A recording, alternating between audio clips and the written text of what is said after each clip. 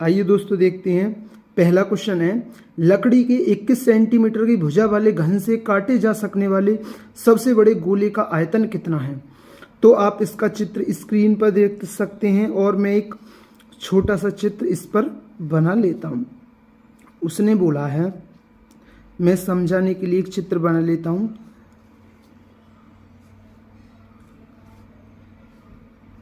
और उसने बोला है लकड़ी के 21 सेंटीमीटर भुजा वाले घन, तो ये एक घन हो गया और इसकी घन की प्रत्येक भुजा बराबर होती है, हम ये जानते हैं। अब उसने बोला है कि 21 सेंटीमीटर भुजा वाले घन से काटे जा सकने वाले सबसे बड़े गोले का आयतन, तो मैं इसके अंतर्गत एक गोला बना लेता हूं। अब देखिए, अब जो गोले का व्यास होगा, अब ये मैंने ये गोले का व्यास ले लिया। अब ये गोले का व्यास किसके बराबर है, इस घन की भुजा के बराबर है कि नहीं। हाँ, तो इस गोले का जो व्यास है वो घन की भुजा के बराबर है। तो मैं क्या लिखता हूं, गोले का व्यास किसके बराबर है, वो है घन की भुजा के। किसके बराबर है, घन की भुजा के। और गोले का व्यास क्या होगा 2r, और घन की भुजा कितनी है 21। तो यहां से r की वैल्यू पता चल गई 21/2। अब हमसे पूछा है काटे जा सकने वाले सबसे बड़े गोले का आयतन, और हम जानते हैं गोले का आयतन क्या होता है 4/3 पाई r की क्यूब। 4/3 और पाई का मान कितना है 22/7, और r की वैल्यू कितनी है 21/2, और r की पावर क्यू है तो हमें ये 21/2 कितनी बार लिखना है, 3 बार। 7 × 21 और 21 से 21 कटे, 2 दूनी 4 से 4 कटे, 2 से 11, तो ये आ गया 11 गुणा 400। 21 में 21 की गुणा करेंगे 441। अब 11 एकन 11 और 11 चौक 44 और 1 45, हंसू लगा 11 चौक 44 48।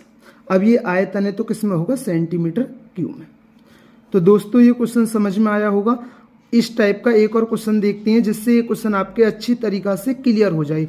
आइए देखते हैं, नेक्स्ट क्वेश्चन है 7 सेंटीमीटर भुजा वाले घन से काटे गए बड़े से बड़े गोले का आयतन ज्ञात करें। आप इसका रियल चित्र स्क्रीन पर देख सकते हैं, लेकिन मैं एक समझाने के लिए चित्र बना लेता हूं जिससे आपको क्वेश्चन अच्छी तरीका से समझ में आ जाए। अब घन की प्रत्येक भुजा समान होती है, तो हमने भी समान ले ली। अब उसने बोला काटे जा सकने वाले, तो मैं एक ऐसे आपको गोले को दर्शा देता हूं। अब आप देख सकते हैं यहां जो ये गोले का व्यास है वो किसके बराबर है, घन की भुजा के बराबर है। गोले का व्यास क्या होगा 2r, और घन की भुजा कितनी है 7, तो यहां से r की वैल्यू पता चली 7/2।